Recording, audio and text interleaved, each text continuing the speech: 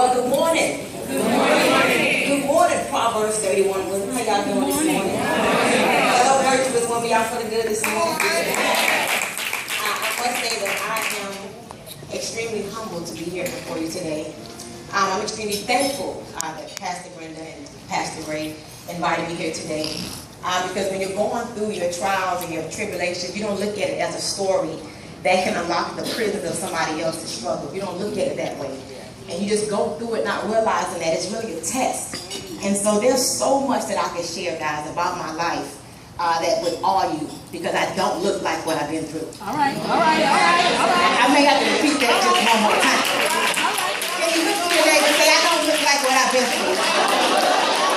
Turn to the other side and say, I just don't look like what I've been through. I just don't look like what I've been through. Amen, amen. Well, guys, you know, on yesterday, I went and got my hair done, and I was praying like, okay, Spirit, let me know what is it that you need me to share with these ladies. I didn't know what to expect. And I just kept hearing the Spirit say, talk about your journey and your story and your struggle of fighting. And as I looked at the title, I said, keynote speaker. It's so funny. I remember there were times where I didn't have a key to open no door. And I didn't have no money to pay no note. And then I'm now a keynote speaker. And isn't God just amazing? My God is so amazing. So I said, what do I share with these women? What part of my story do I talk about when I was walking around in a depression and nobody knew it? And I kept it to myself, and I would have my Louis bag and my Rolex watch and my big car, but I was walking around in a depression. Do I share that part of my story? Do I share the part of my story, you know, from birth, when, you know, when I fought to even get here? Because how many of you guys know that we all have a story? Amen. All of us have a story. So I just believe, guys, as I listened to the Spirit on yesterday, I'm going to share the part of my story that dropped in my spirit. And I believe that somebody, I don't care if it's just one person, I believe somebody's going to be delivered on today. And they're going to believe that they're not a victim, okay, but they are here to be victorious. Can you turn to your neighbor and say, I'm not a victim? I'm here to be victorious. And so, here's the part of my story, guys. You know, back, I was born in 1980, February 21st, 1980. And it's so amazing how, when you think about each and every one of us, do you guys know, and I know we got some children in the room, so I'm going to try to keep it real clean. But do you all know that during, how do I put it, when you were being created? Yeah. Y'all got me on that? All right. Between 2 million and 5 million sperm cells was released. I got to start over. When we were being created, 200. Between 2 million and 5 million sperm cells were released. And we made it. That's just so amazing. I get goosebumps when I think about it, because it's the reason why we're all here. We all have purpose. And when you begin to realize you have a purpose, just things just begin to change. And so, guys, got here, almost didn't make it. Guys, back in 1980, my mom was on the way to the abortion clinic to have an abortion. And my dad actually stopped her. And so it's not a day that goes by that I don't thank God for being here, okay? And I'm just so honored to be amongst you beautiful women, because my mother passed away August 26th of 2011. She was 62 years young. And I was holding her hand during the death process. I thought that she was just having an anxiety attack, but she was dying. So don't take it for granted if your mom is living. Please don't. They're right here in the room. Give them a kiss. Seriously, guys, don't take for granted if your grandmother's living. I never met my grandmother. I never met my grandfather, so don't take it for granted. And so, guys, as I just think about my story, I've been in foster care, okay? But I made it. I fight. I've been abused, but I still made it. Guys, I fight. I've been abandoned. I've been talked about. You know, I've been ridiculed. You know, I've been through everything that you could possibly think of. Guys, I've been molested. And so when I begin to think about my journey, guys, when I say I fight, you know, life is a constant fight. Every day we're fighting as mothers. We're fighting to be good mothers and better mothers, as wives. I got married, guys, December 29th of 2011. I pray for my husband. He's in Afghanistan as we speak. So make sure you keep him in your prayers. His name is Daniel Jones, by the way. And so, guys, when I just think about the process of fighting, and guys, if you're writing, let me just tell you the acronym for me for fight. Because when you think about life, guys, you're fighting every day. We're fighting every day. We're fighting. We fight to get up. Some of y'all don't want to get up and go to work. You know, you fight. You hit snooze on your alarm clock. You go back to sleep for 5 more minutes. You know, then you fight to put on your makeup. What color lipstick? What kind of eyeliner do I wear? You know. But it's funny because, guys, during birth, think about it. You know that women, when we're having children, I have 3 kids, by the way. I have a 6-month-old baby boy as well, just had him, DJ. But when you think about, guys, when you're being born, and you're going through your mother's birth canal, or even if your mother had a cesarean, guys, you know that that's a fight as well? And it's just so amazing, guys. If we can embrace the fight, just turn it to your neighbor, please, guys, and say, embrace the fight. Embrace the fight. And let me just tell you what fight means for me. I just want to tell you guys what fight means for me. And hopefully you receive this, and this helps you, throughout life. I wrote a book, guys. It's called The Quiet Storm. There's nothing really quiet about me, but The Quiet Storm is called My Life, My Process, My Victory.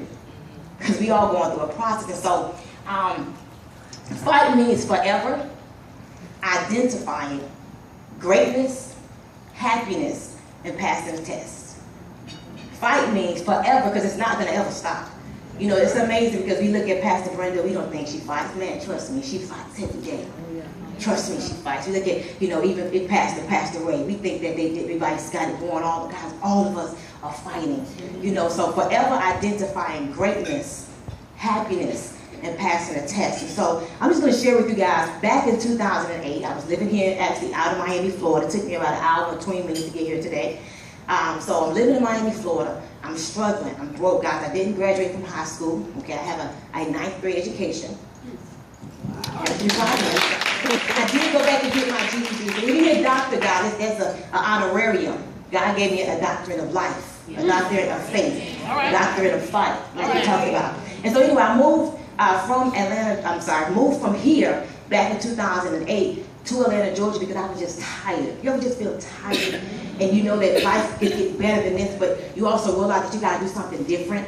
I'm talking to my girlfriend on yesterday, guys, and I hope that you receive this. I'm going to kind of summarize it for you. But she's in a place where she recognizes that she has to do something different. And I was thinking about fighting. And I always say that faith is power. Anybody believe that faith is power? I always say that faith is power. And so I'm driving in the car, and I'm just thinking, and I'm always reflecting over my life. And I said, you know what? Why is it that we think that everything is a fight in a negative way, but whatever God created, it doesn't fight to grow. A plant doesn't fight to grow. It just grows. A rose doesn't fight to grow. It just grows. But you know what happens? It always starts off as a seed. Y'all know that, right? Amen. But here's the thing, guys. If the seed is not in the right place, it won't grow. And so I told my friend, I said, if you took a seed, I'm sorry, obviously, if this was a blueberry. If I took this blueberry seed and put it right there on the table, tell me if that's going to grow. No.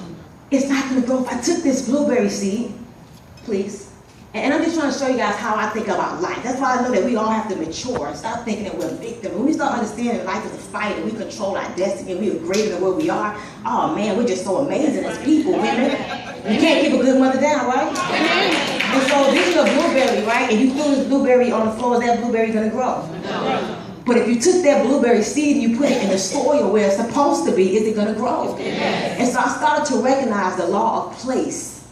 And back in 2008, I didn't even know what I was doing, guys. Mind you, I don't know what I'm doing. I'm just tired. I just was tired of being broke.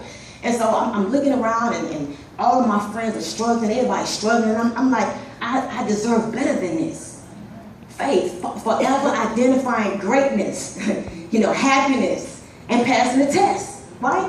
And so if I believe that I'm greater, if I believe I was created for greatness, why would I stay in the same situation? Amen. Because that seed is not going to grow if it's on this carpet right here. And so guys, I took my change jar. Does anybody have a jar full of change that they keep in the corner of their room? Ooh, how many people have paid some light bills with that jar? You go to the bank, you cash that jar in, and like, what you doing? All you got to just feed some kids. And guys, I looked around and I said, life has to be better than this. And I began to pray, and I'm like, God, what is it that you have me to do? And the Spirit just said, move to Atlanta. I had a jar full of change in the corner of my room with $135 worth of change. Now, I have a 9th grade education. I'm not the sharpest knife in the drawer. I'm not. But what I have, guys, I have the sharpest faith. That's what I have. And so I got in my car, packed up my car, and moved to Atlanta, Georgia. Didn't know what, why, when, nothing. Never been there before. Guys, don't even know. Didn't have a clue. Got there, ended up staying with a friend. I met a friend there and ended up staying with a friend. And next thing you know, I'm taking odds and ends jobs. And next thing you know, I ended up getting a house. And slowly but surely, I started kind of getting on my feet. Okay, can y'all say kind of? And And then I got into some real estate. I stumbled into some real estate and started doing that. And within a matter of a couple of months, guys, I started making about $20,000 a month. You know, I'm talking about faith. Now faith is the substance of things hoped for, the evidence of things not seen. Now, y'all say now. Y'all know we want some things like right now, right? Amen. So anyhow, I'm making this money, and you know, it's something about making money. Why is it that we don't think it's ever going to go away when we're making it? Okay. Y'all know what I'm talking about. Until it's gone, you start thinking about, Lord, why I bought that food right there? Why I bought that bag? I didn't have to get that expensive $2,000 weave job. Y'all know what I'm talking about. You start thinking about all the stupid stuff you did when you don't have the money. Can I take this back? Can I take that back? Can I do all this stuff? And anyway, guys, I'm making $20,000 a month and thinking that life was going to be great, and just started making some really, really dumb decisions. And guys, I looked up and I was broke again. Because the real estate market, what? Crashed back in 2008. At this time, I had my disabled mother to take care of. You know, I had my first child at 15. At that time, he was about 12 years old. You know, I had my daughter. You know, she was about 9 years old. And we're broke. Guys, I'm talking about broke. I was so broke to the point where I would be in my bed, just depressed and crying. And I didn't want to kill myself. But there were days I was like, Lord, I don't even want to wake up. Anybody ever felt, and you don't have to raise your hand. You know what I'm talking about. You're not going to kill yourself. You ain't that crazy. Okay? But sometimes you say, I don't care if I don't wake up. Because it's just that hard. It gets that hard. And you just don't see a way out. Because you just can't see a way out. So I remember days laying in my bed. And all I could do was pray. You know, sometimes that's all you know what? All the time that's all you should do. But when you get down in your luck, that's when you realize that's all you should do. Y'all know that's up my too. Right? So I'm sitting in there just praying. At this time, my lights was just about to get cut off. You know, I'm working this job, making $13 an hour, a dead-end job. Barely had time to spend with my kids. I used to eat lean cuisines for lunch. And hey, can you pick me up? I'll give you $10 this week. And I'm just broke, guys. Broke in everything together. Came home one day to, you know, turn on the water, guys, and the water was off. I remember days having to go to the gym and take a bath. Oh, Lord. Going to the gym acting like I had to work out just to take a bath. But my kids never knew this was happening. That's why women, you can't keep a good mother down. So you gotta learn how to keep certain things for your kids. And so my kids didn't know I was going through this, and so I just started praying, God, send me something. This time I don't want a job, but you know, I got over praying for a man to come save me. Y'all know we used to pray for that too. Some of y'all still praying for that. You know, but I wanted something to come to me. I wanted to be the breadwinner. I wanted to change. I just was like, you know what, I wanted to do anything within measure, with integrity. And guys, God dropped something in my lap. And you know what I did? I got out of fear. Because what happens is that a lot of us, when we're broken, and we look in the mirror, we see ourselves as that particular situation. We don't know how to see beyond that. That's why I say it's a constant fight. And the fight is really in you. It is. The fight is really within you. And so, guys, I began to see myself differently. I began to read certain books, and I would read the book of Proverbs every single day. I would read a new Proverbs every day. I started to visualize my life when it was different. I didn't continue living in my circumstances, right? I started to see the end in the beginning. Can y'all say that? See the end in the beginning. Can you say it one more time? See the end in the beginning. See the end in the beginning. One more time. See the end in the beginning. See the end in the beginning. So where you are right now, guys, is not the end. That's the thing that's so beautiful. If it was the end, you would die. Y'all know that, right? And I'm not a pastor, a preacher, but I'm just saying, when your time is over, you're going to die. Y'all know that, right? And so anyhow, something came to me, and I didn't know what I was doing, and something said, try it. I remember sitting there as the guy was talking about the opportunity, and it's in network marketing, by the way, and he's talking about it, and all I could think in my head was scam. Mind you, I had $5 to my name, no water in my house, my home was in foreclosure, and my car just got repossessed. Y'all hear me? 3 things. I'm sitting there with my 2 broke girlfriends, so it's 3 broke people trying to have a wealthy conversation. You know that's really difficult, right? 3 broke people trying to have a wealthy conversation. I'm having this conversation, and we're sitting really, really tight, just tight. All of us are real tight like this, and he's talking about an opportunity. Now, I had forgot that I prayed for an opportunity. That's another part we have. We pray for things, and when we get it, we push it away. And so I'm sitting there, my negative girlfriends was pinching me and nudging me and pinching me and nudging me, and I'm thinking to myself, well, this may be a scam. All the you know how it is, guys. You just, the negative gnawing just keeps, it's like you have a voice in your head. Anybody ever heard a voice like talking to them, and you sometimes you gotta tell the voice to shut up? I mean, like loud, you like, shut up. Okay, all right. And guys, something said, do it. Something said, step out on faith. Mind you, it's the same girl who moved to Georgia with $135 worth of change to my name, nowhere to live, no nothing. And guys, I did it. Something says, just step out on faith. You just, nothing beats a failure but a try. That's right. And guys, I did it. My 2 girlfriends said I was stupid. You know, I became a part of the NFL. No friends left. They left me. They talked about me, called me crazy. But I want to show you how God is just so amazing, guys. Did it, step out on faith, and I began to believe. That's it. Just, I went from even believing God to really knowing. You know, I believe in certain stages. It's faith, it's knowing, okay? It's faith, and then it's believing. Or it's believing, knowing, and faith. It's like you just excel in different levels. I began to know that I was just created for greatness. I just knew it. That's why I say fight. It's a forever identifying greatness, happiness, and passing a test. It doesn't stop. And so, guys, I began to step out on faith, and I looked up, in my first month, I made $8,000. I'm like, okay. All right, that's better than what I had now. You know, I barely had $8. Next month I made $9,000. Next month I made $13,000. At this point, guys, mind you, I got my mom. She was still living at the time, and she would cry and tell me I'm crazy. Everybody called me stupid. Mind you, I was a stupid girl. All right. Until I made a $27,000 check the next month. And then when I made an $86,000 check, and when it paid a car for $47,000 off cash, it began to pay the bills, and everything got back into its rightful place where it should have been in the beginning. I was no longer a stupid, crazy girl. Mm-hmm. And 1 year later, guys, by the grace of God, by the mercy of God, I was a millionaire. And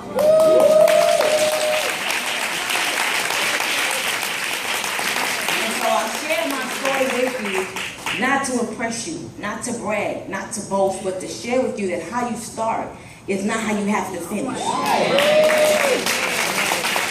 I gotta say that one more time. How you start is not how you have to finish. Can we all stand up real quick before we're gonna go ahead and end this in a minute? Well, guys, I did bring my book. I don't normally bring my book. I don't know why, but I bought my book. It's an amazing story. I know that Pastor Brenda and Pastor Ray have a mission to feed millions of people.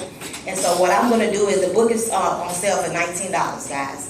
I'm gonna take $5 of it and give the proceeds back to Pastor Brenda as well as Pastor Ray to complete their mission. But if you didn't receive anything from me, ladies, on today, I just pray that you receive this one message. Life is a constant fight. And gentlemen, I'm so sorry, gentlemen. Y'all just in the house today. I'm sorry. Hello, gentlemen. How y'all doing? Did I hear the story about Michelle Obama? Can I tell the story real quick, Pastor Brenda? No, go ahead. Please. Right Okay, so real quick, and don't sit down, y'all. Stand down. So Michelle Obama and Barack Obama went to a restaurant. Anybody heard that story?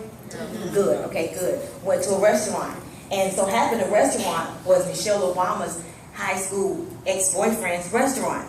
Really nice 5-star. But if Obama's going there, y'all know it's the bomb, right?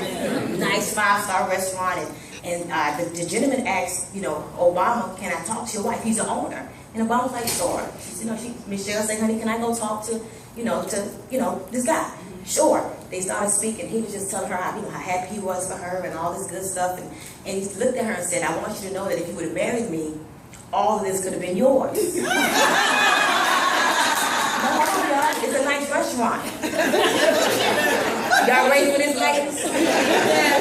She looked at him and said, no. If you would have married me, you would have been the president.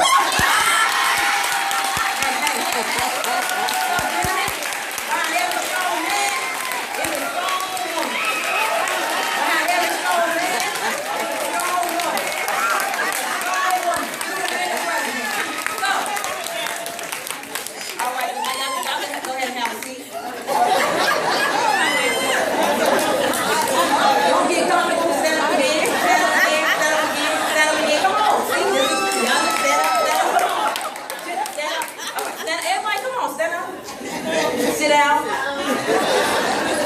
Stand up. Reach all down. Reach it up. Sit down. I want you to say, I fight. I fight. When you sit down, when you get up, say, I fight, all right?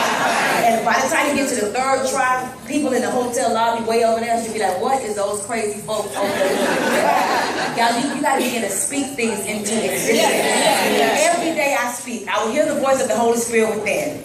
I will lead and not follow. I will create and not destroy. I am a force for good. I am a leader. I defy the odds. I set new standards. I am the head and not the tail. I am the lender and not the borrower. I I am loved by God. I am chosen by God. I am protected by God. I am blessed in the city. I am blessed in the field. I am blessed as I go. I am blessed as I come. Everything I touch shall turn to gold. No weapon formed against me shall prosper. No weapon formed against me shall prosper. And